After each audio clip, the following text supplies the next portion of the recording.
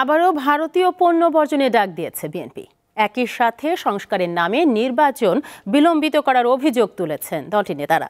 এদিকে মহান বিজয় দিবসে রাজধানীর মানিক মিয়া এভিনিউয়ে বিজয় কনসার্ট আয়োজনের ঘোষণা দিয়েছে বিএনপি। মঙ্গলবার রাজধানীর গুলশানে সবার আগে বাংলাদেশ নামে সামাজিক ও সাংস্কৃতিক সংগঠন এক সংবাদ সম্মেলনের আয়োজন করে। এতে বিএনপির যুগ্ম মহাসচিব শহীদ উদ্দিন চৌধুরী অ্যানি জানান, বিজয় দিবস উপলক্ষে আগামী 16 ডিসেম্বর রাজধানীতে বিজয় কনসার্টের আয়োজন করা হয়েছে। মানিক মিয়া এভিনিউতে এই কনসার্ট অনুষ্ঠিত হবে।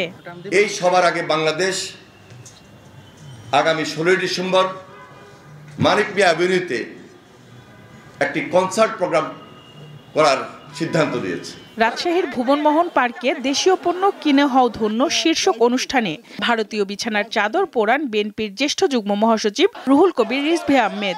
এই সময় তিনি অভিযোগ করেন, বাংলাদেশের বিরুদ্ধে অপপ্রচার চালাচ্ছে ভারত। সারা ভারতে প্রতিদিন মুসলিম হত্যা, খ্রিস্টান হত্যা, পাদ্রী হত্যায় রক্তাক্ত।